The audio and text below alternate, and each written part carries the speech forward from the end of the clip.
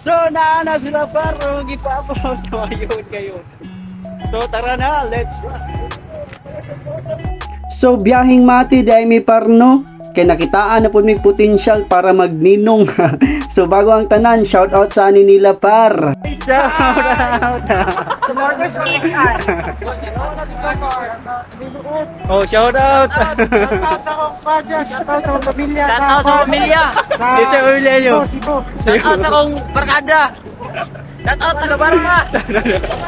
So shoutout din siyang pamilya nga taga Cebu par, shoutout og sa mga taga Barpa diya, shoutout par. So kanis sila par nagpaabot sila par mga mugtok na kay nag mga naong par no kay ganihar ta na mong sabot na rides ba alas 5. So naabot mi diri par alas 12 na sa gabi kay ambot kusog mapud giging ulan kanina tayo magod par galas gaway pero sige lang par kay mga gwapo mangyapon ta.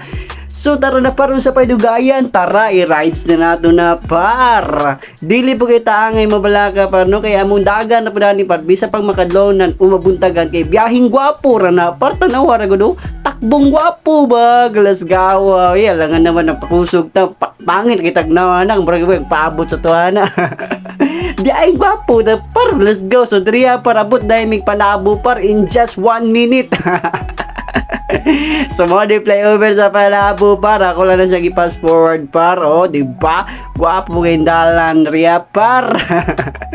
After 2 hours na mong biyahe pa sa mutong sa Budili 2 hours minaabot diri sa Davao Oriental, Davao City to Davao Oriental par 2 hours na naging biyahe kay tungod sa among dagan na takbong gwapo.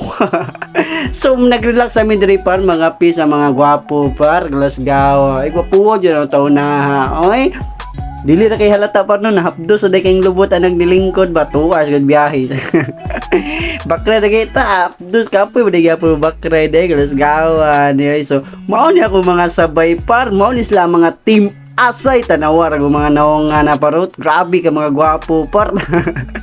Di ko mo sabay mga pangit bitaw par pero abot lang ano nasabay ko ani nila.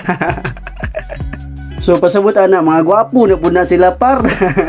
Uy, loko, luwi kayo nagkita tabangan. Kami par kay time check alas 2.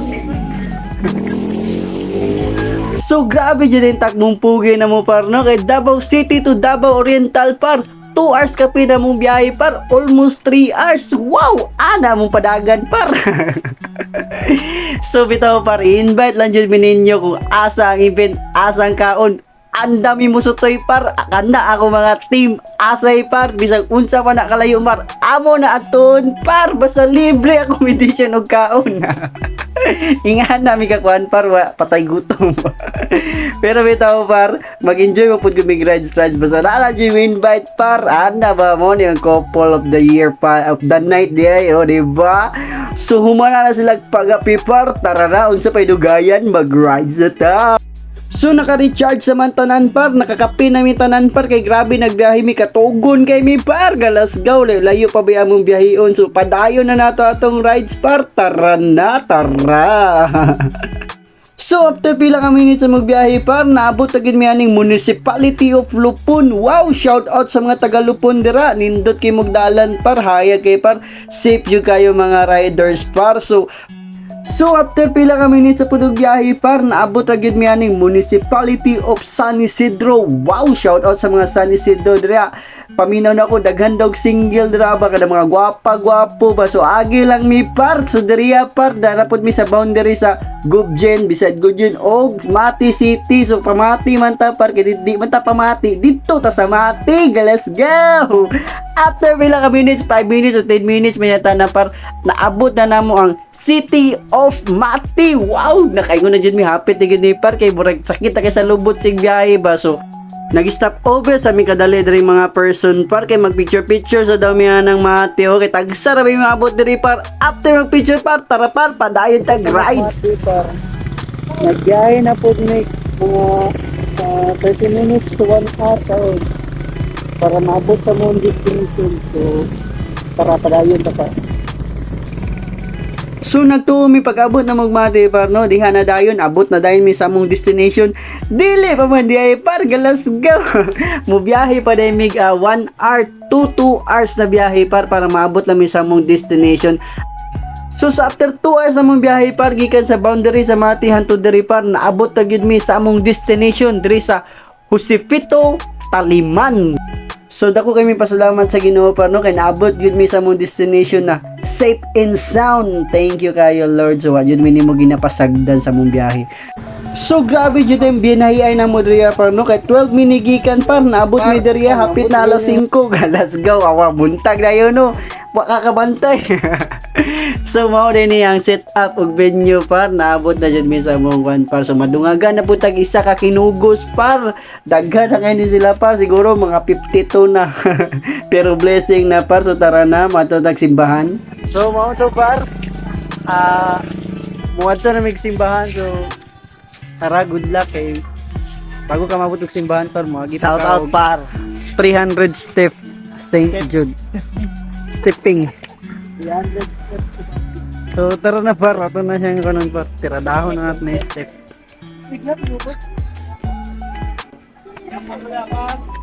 1, 2, 3, 4, 5, 6, 7, 8. So samtang padulong tagkapilya nila par no ginaihap na ko ng step par so nanani sa 100, 101, 102, 103, 400, 401, 402. Ako naglisod na naglakaw kay dako mo kay ako sapatos. Ay kanang kuan sana basta mo na par. So 301, 302, 303, 304, 305, 306.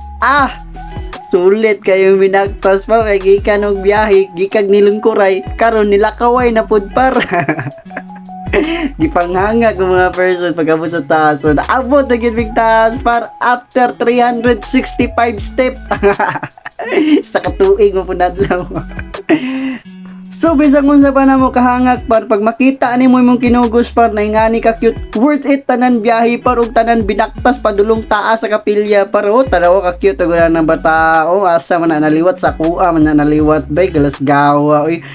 So itour sa tamo sa ilang kapilya par kay gano par nindot kay diri na kapilya par kay kakaiba din ni siya par kay dali ra kay ka madungog sa Ginoo imong pag-ampo par kay ngano man naaman sa bundok par duol na lang kay mi sa langit. Oh di ba?